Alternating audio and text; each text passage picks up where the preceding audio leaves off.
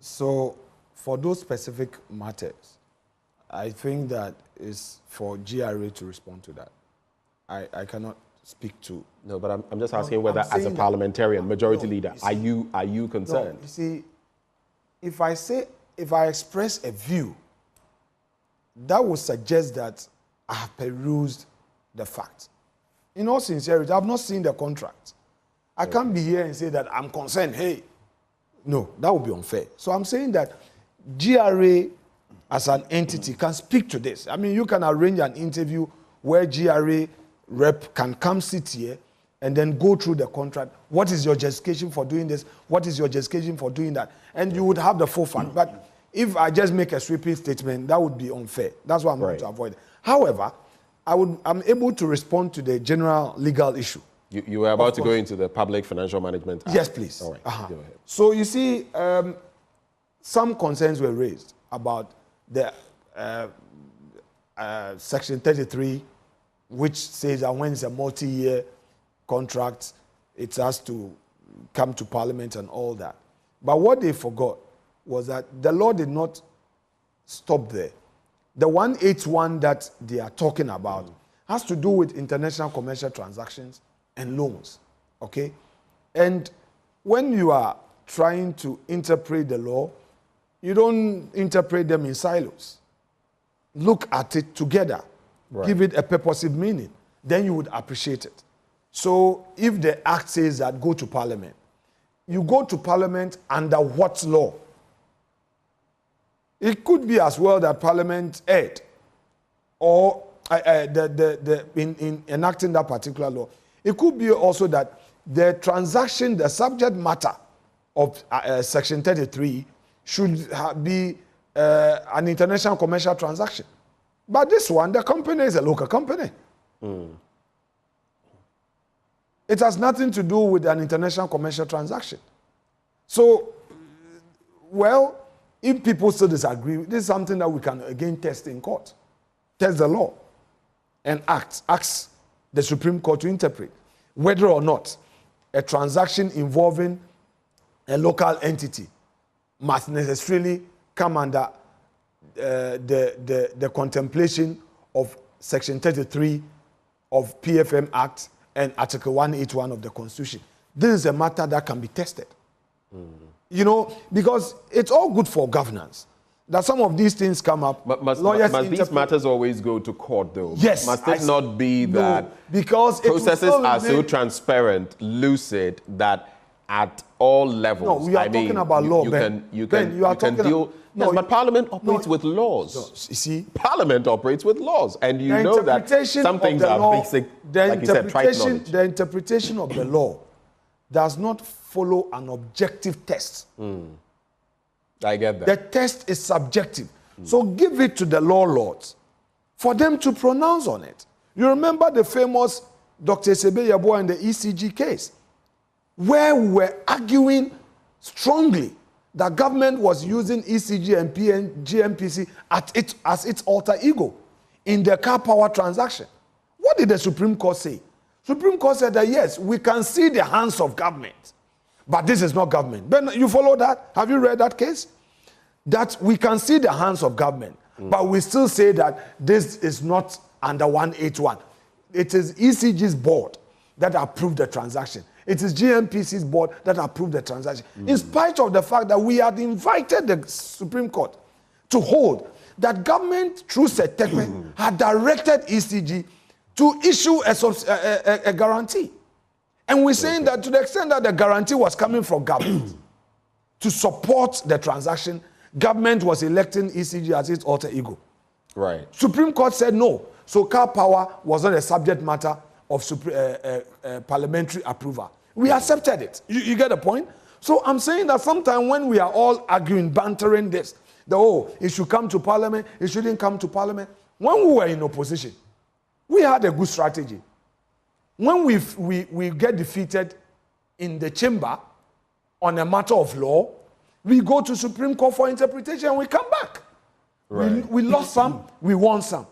That is governance.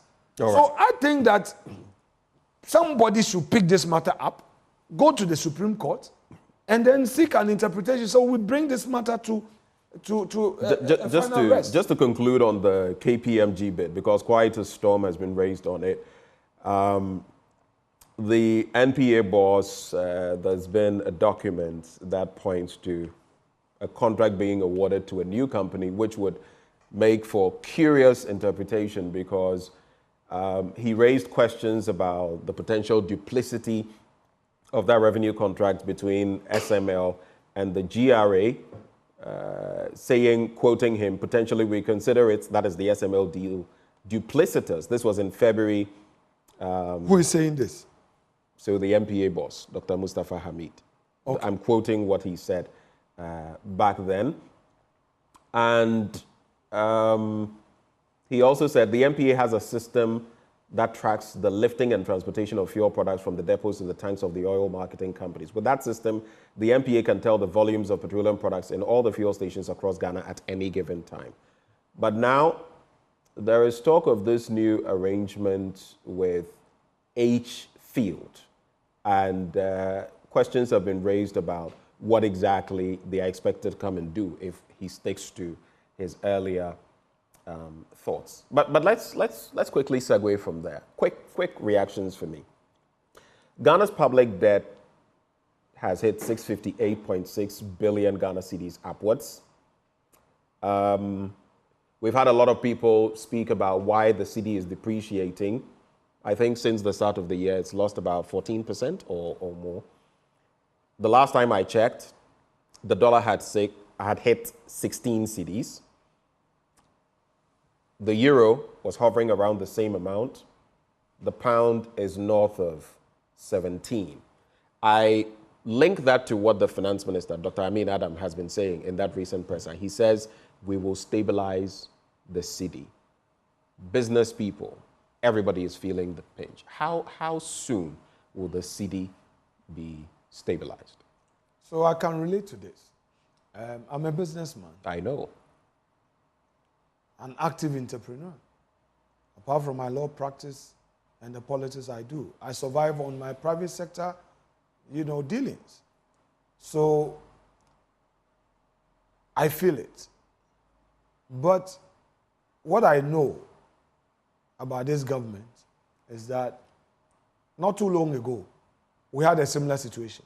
You recall the cedi reached 15 for $1. It was about 16. About 16, yeah. 2 years ago. And it came all the way down to 8. You remember? 8? Yes. Check it. I remember 11. No, it got to 8. Then it started coming to 9. It came to 10, 11, and it stayed at 11.5 for a long time. Then it got to 12. Now, you realize that the past around mid-March, all the way through to April, a lot of contractors were paid. In fact, from the records of the Ministry of Finance, government paid no less than, is it 6 or 7 billion? Let's get it. I mean, I think the figure was 7 billion. This is how much government within a short period has released to contractors. That is only road contractors, apart from other payments that have been made in the public sector. Cocoa Board also, about 3 weeks ago, paid cocoa road contractors 1 billion cedis.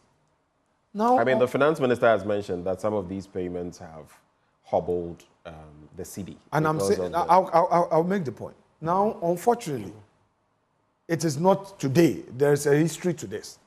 A lot of times, people like to change their cedi into dollar. Whereas people were complaining, our roads, contractors were complaining, even petitioning Parliament.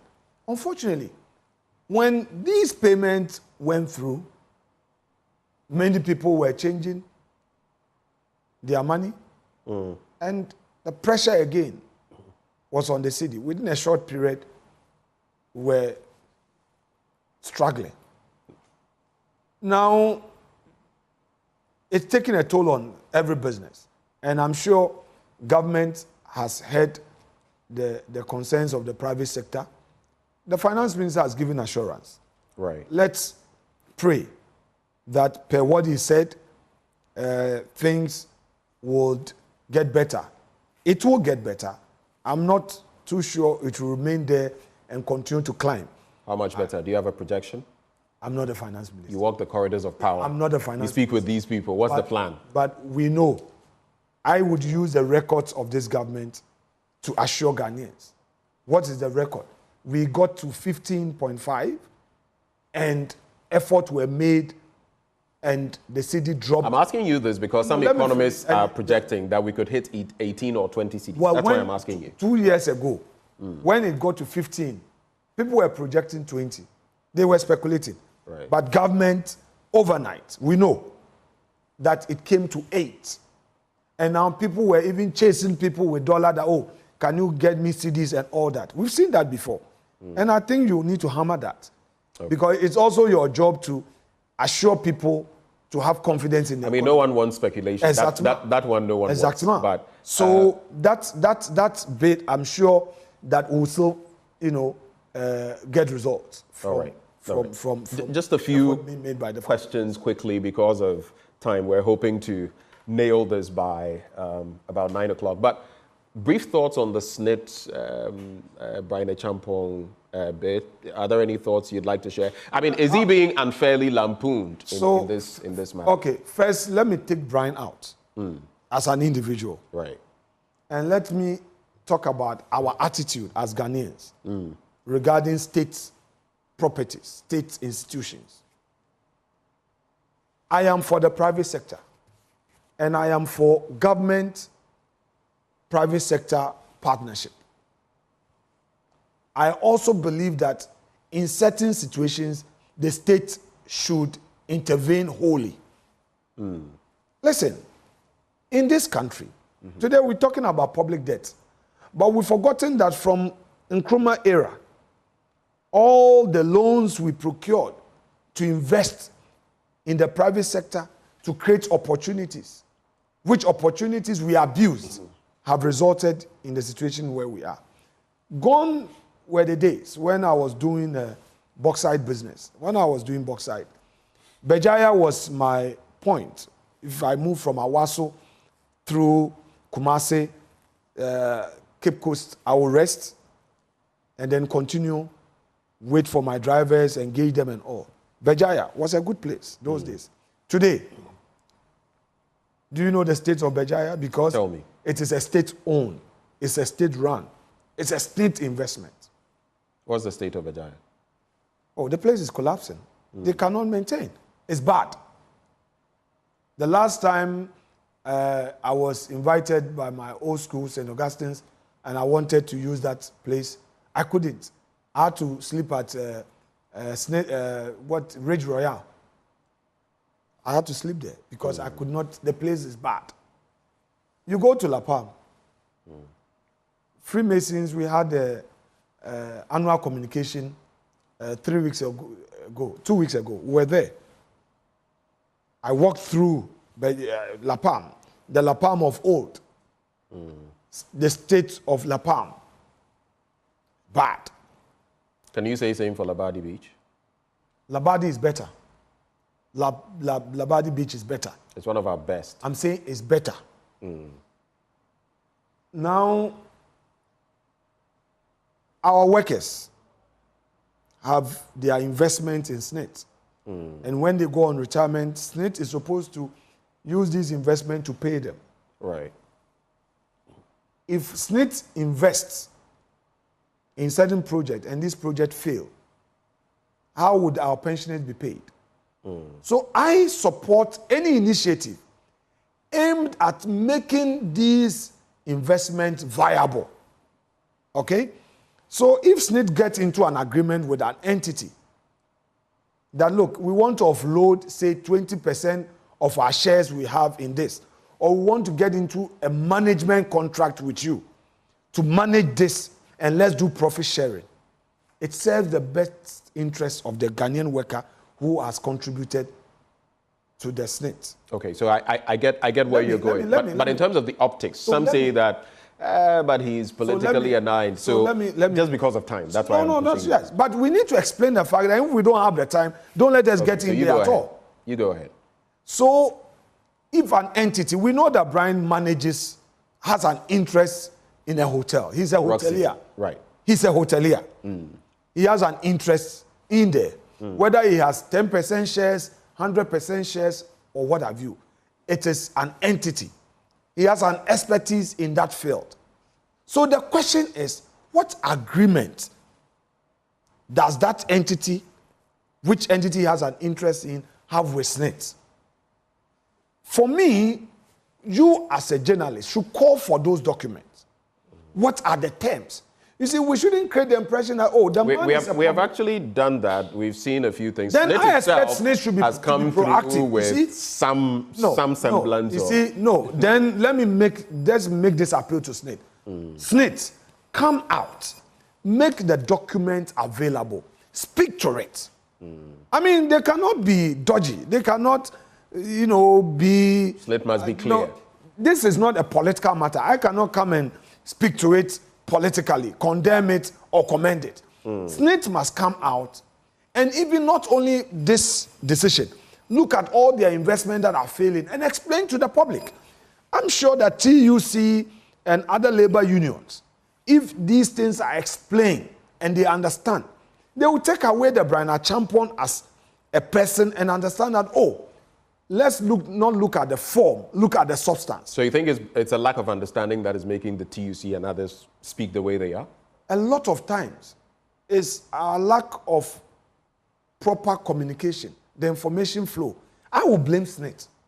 I will not blame TUC. I will not blame the labor unions. I will not blame my brother Ablakwa for what his intended petition and all that. I will blame SSNIT. Because SSNIT should know that it's a public institution. It's an investment hub. It's a custodian of people's monies. So when you are dealing with public funds, how you deal with people's money, you should be proactive in communication. Okay. So I am again saying that SSNIT should come out. All the entities that they have problems with, their own investment that are failing, their remedial steps, what they intend doing to redeem people's investment, to bring them back to their feet. They should come out. They have a public affairs department. All right. They should discuss it publicly and explain what went into this. It will help. All right. So that we don't do political I have 2 minutes to get off. Okay. My producer is whispering into my ear. But let me just do this. I'll throw some issues at you. Respond to those that you will. Your opposite number, Dr. Kasialato Forson. The ambulance issue, the Jakpa issue, and the AG bid. You're a lawyer. What is your take on that? And then I'll put the others together. Running mate for the NPP and Johnson Esiedu Nketia saying that the NDC, if elections had been held last Thursday when I spoke to him, they would secure, per their data, their surveys, 52%. You can choose which ones to react to, and then we're out of here. Running mate for the NPP, when is it coming? The Jakpa is UAG, and then 52% for the NDC. So we have 2 minutes. So generally, there is this issue of I've recorded you nonsense that has been with us for some time now. I'm a victim of that nonsense. Entrapment? Whether entrapment, whatever. I mean, I don't know what people gain out of it, all right? So if somebody thinks that you could go to another person's house or meet, have a private discussion and say, I recorded you. Well, let's see how it plays out. But I think that my colleague Atu Forson's case, there have been some discussions. You remember when we had the double salary, involving... Yeah, I remember that. The president gave an opportunity for people, those involved, to pay back rather than prosecuting them. Is that okay? Right. And this matter has come up. We have a new plea bargaining law, and perhaps some principal parties may want to explore or not to explore. You get it? It's their decision to take. The AG doing his prosecution and all. It's a matter for court to determine. Now, the issue of running mate by the NPP, it is a matter for the flag bearer. As to when he does it, is his own decision. Natoshi, Brian Echampo, I am happy. Dr. Educhum, I am happy. Napo, which one is it going to be? I am happy that NPP has demonstrated diversity, inclusiveness. Okay. Gone were the days that people will say that NPP don't, as a party, doesn't give opportunity to minority tribes. Today, we have a Mamprusi man, a Muslim, from, as a flag bearer. Today, you have an Anlo man as majority leader. Maybe a few years back, somebody will say, oh, an Anlo man cannot be a majority leader in NPP. But here I am. I'm an Anlo man, an NPP, majority leader. It gives assurance to Ghanaians that this is a party for Ghanaians. This is a party that embraces diversity, inclusiveness. If you can rise by merit, you will be given the opportunity. Work hard, and you get opportunity. It is not a majoritarian party that you must be of a tribe, a particular tribe to rise. So that is the first major step we have taken as a party.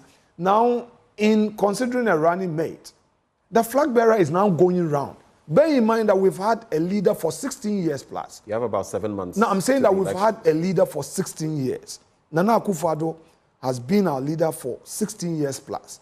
This is the first time that we are getting a new leader. He is now going around selling himself. He is now going around letting people know that I am Bawumia, I have taken over. We should give him that first space to do that. Now, when he's done, anybody he chooses as a running mate, the party will rally behind that person. Is it Dr. Bawumia choosing or the party choosing?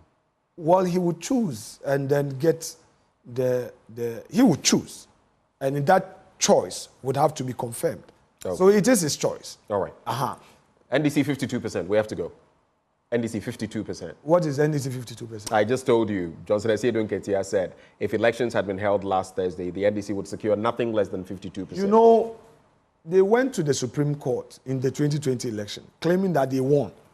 And then when they were asked for their pink sheet, the record, they said they had none, yet they were accusing the EC.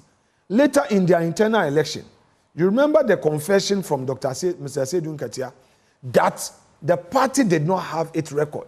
And that is why, to save the party from embarrassment, he refused to provide record because they didn't have it. And they had gone to Mr. Tachuchi Kata, and he asked them that, where are your pink sheets? So, you see, when the NDC is speaking, listen to them with a pinch of salt. They always double speak. In 2020, they were all over that they had won the 2020 elections. Okay. And they went to court attacking the EC. In their internal elections, the truth came out from no less a person than the same General Mosquito, who said that, look, he couldn't go public. And somebody recorded him, and then they played it. That he himself saying that when they were going to court, they did not have evidence, meaning that they knew they lost. So all I'm saying that they shouldn't prepare the minds of their full soldiers falsely, and when Dr. Bawumia defeat them, they go attacking EC. They've done it before in 2020, and it came from his own man confession of General Mosquito. I only pray that they would go by the rules of the game. Right. Let us go compete. Okay. All right. I'm happy about the campaign. Let's avoid name calling, attacks. Let's focus on the issues. What is Dr. Bawumia saying? He is talking about a new chapter, anchoring his vision on digitalization, telling Ghanaians what he wants to do, his own vision. So far, we've heard nothing from former President Mahama. They've said nothing yet. You've not heard of the 24-hour economy. You've not heard what he has said about infrastructure and all that. But we don't have the time. Judge a man by his track record. Right. We don't have the time. Here's what I'm going to do. I'm going to come looking for you again, if you agree. We'll talk about other matters, crucially, the Electoral Commission. Very well. All right. So I believe it's a gentleman's agreement. Oh, well, I will make myself available. This platform, somewhere 2013, as a young legislator, gave me the opportunity to be here. And that is why I decided that I will be here on this great day of my birthday. I came here for a good reason. Mama V, she's around. Yes, I mean, if a media house gives you an opportunity to learn, when you get to a point in life, you also honor that media house. I'm not going to office today. I was not to step out, but I said, look, Obi Bibi Mawa also. We're very grateful. So I'm here for a good reason, right. And I would always come back. You know, I know what multimedia has done for my political career. Giving the space to engage is sufficient enough to say. And we're glad. I appreciate. We're also grateful to you because on your birthday, most people would, like you said, we're privileged. We are grateful that you took the time to have breakfast with us this morning. Happy birthday once more. Alexander Afenyo-Markin is the Efutu legislator, but he's not just that. He is the majority leader in Parliament. He joined us for this expansive conversation. But stay. When we return after the break, the world marks Menstrual Hygiene Day tomorrow. Things aren't looking good for some girls in the southern, northern, and coastal areas of Ghana, as they have had to give themselves up for sex just so they can buy sanitary pads. No one wants that. That's bad news. Now, we're going to be dealing with this issue, looking into it, why we are here, and what we can do to stem the tide of sin. That conversation comes up next with Sweetie Abochi. You want to stay for that.